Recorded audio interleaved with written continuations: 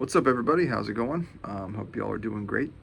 Um, Part three of how I visualize the fretboard. Today we're talking about the major scale. And I've made a couple other videos about the major scale in the past, but I do think it's really important. And a lot of times when people talk about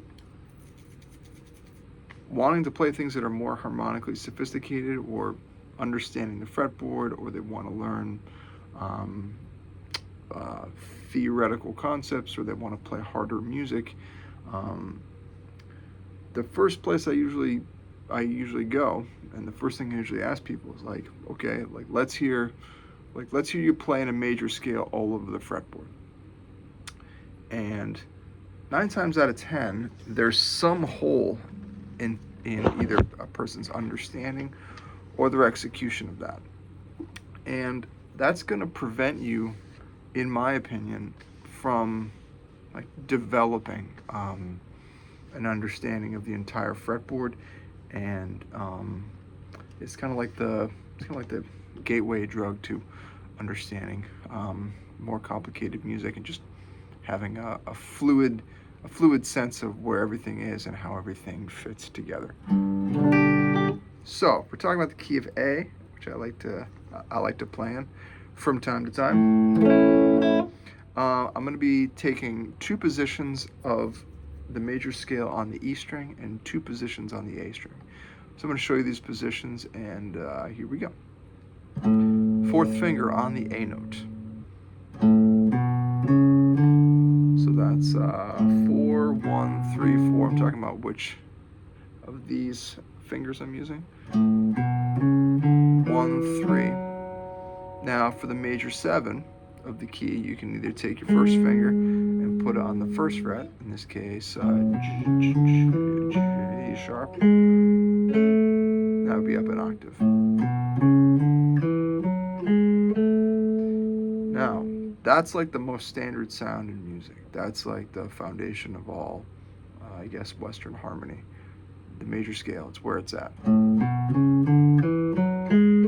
the next octave. Reach up with my first finger, play that C sharp. 1, 2, 4, 1, 3, 4.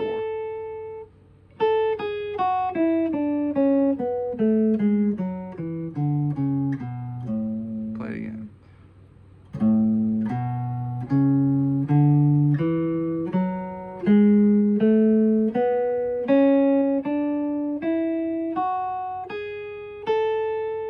All the way down.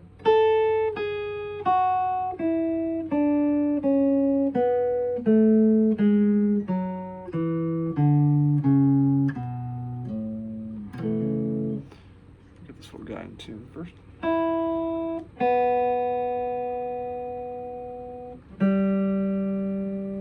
I tune because I care, you know?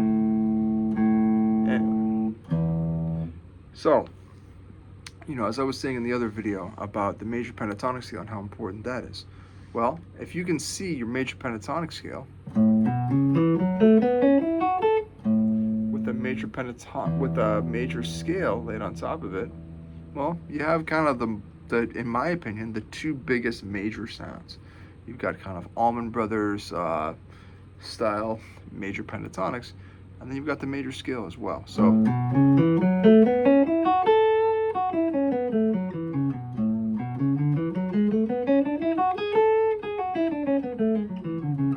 lot of times what I'll do is I'll like play a pentatonic phrase, and then I'll use notes from the major scale, And if you think about scales in general, right? Pentatonic has 5 notes. The major scale just has 2 extra notes. So the only notes that aren't in the major pentatonic are the 4th and the major 7. So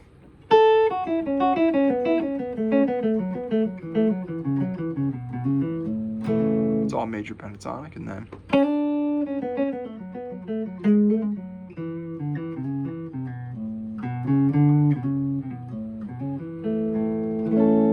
so it's huge. Okay, as I move up the fretboard, I'm gonna play the same scale as far as the actual pitches that I'm playing, but I'm just gonna try to learn another position. I know I've gone over this before, but it is incredibly important. second finger on the A note. Check it out. 2, 4, 1, 2, 4, 1, 3, 4. I'll play it again. 2, 4, 1, 2, 4, 1, 3, 4. Then 1, 3, 4 again. And 2, 4, 1, 2. Here it is again.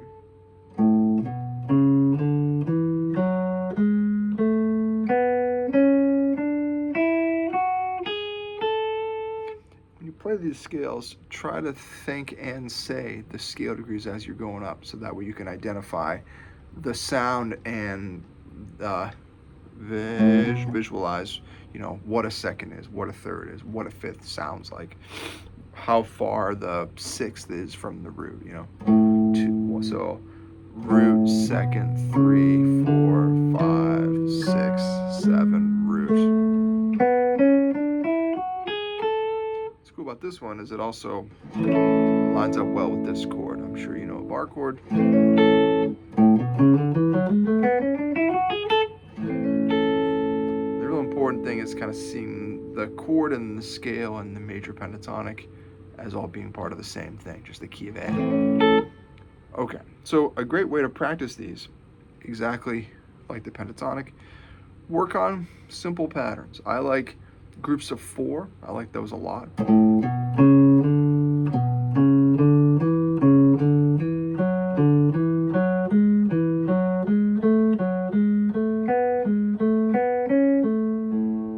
So what I'm doing is I'm playing 4 consecutive notes in the major scale, but then I'm starting from a higher scale degree every time.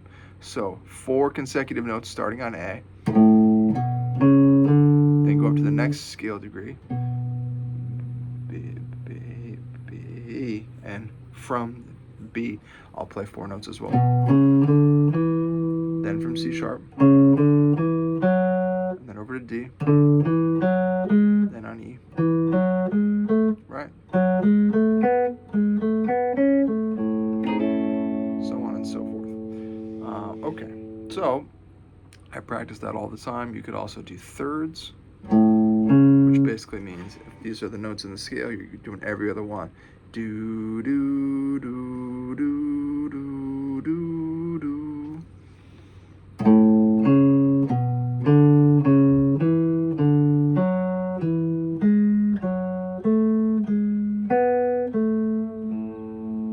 Okay. All right. Here's the other thing that I really enjoy about these. It's an excellent way to practice your coordination between your right hand and your left hand, and it's a great way of kind of training your I hate to say like the left hand, because I know some people are left-handed, but in my case, training the left hand to instinctively know how to solve musical problems. If you were to play thirds on the way down,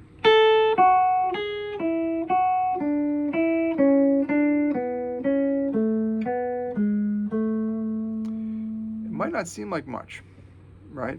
But what you're doing is you are training your left hand how to solve that issue. And you see how I use my third finger there? And then I'm going 2, 3, 1, 3. If I don't do that, I have to jump down with my fourth finger. And to me, that's kind of uncomfortable, and I feel like I have a lot more control with my third. Now, a lot of that just came from practicing scales a lot with the metronome and just being consistent and trying to put myself in certain situations where I had to find a way out of it.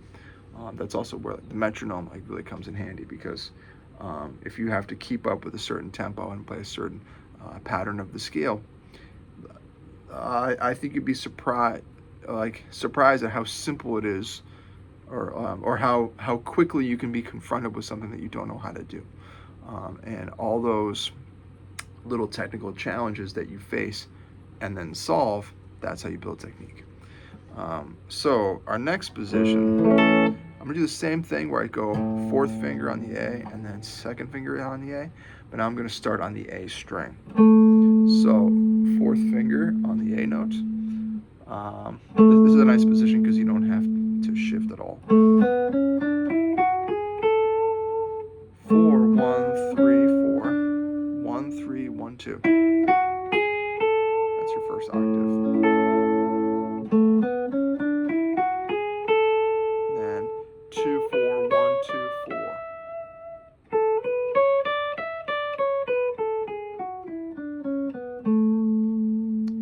And as you probably just saw, I'm trying to connect it to the chord. This is like your whatever, your C shape, I guess, if you're talking about the cage system. So what else is the other thing that's cool about this is you can extend the scale downwards. It looks just like this. So A, G sharp, F sharp, E, D, C sharp.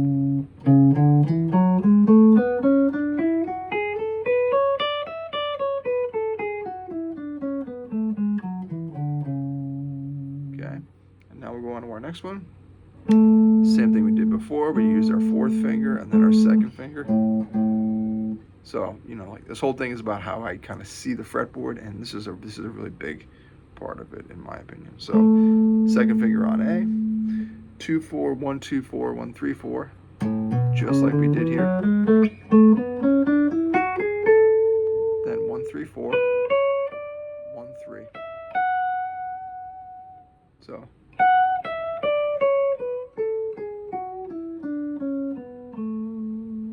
On the top two strings, I'm going to shift up. Shift up with your first finger by the 12th fret. 1, 3, 4,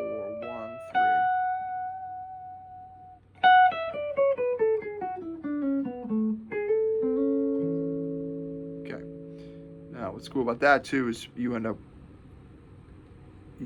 if you do things like pattern, like groups of 4 or thirds, you end up with some cool situations where you have to teach yourself a new fingering. You're creating a problem for yourself that you can solve.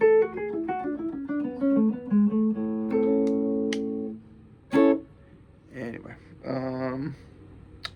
what do you think? Okay, so yeah, I think that would be. I think that's a really good way of kind of understanding the way that the fretboard is connected. Because if you notice, check this out. Now we're back in this position, just an octave up.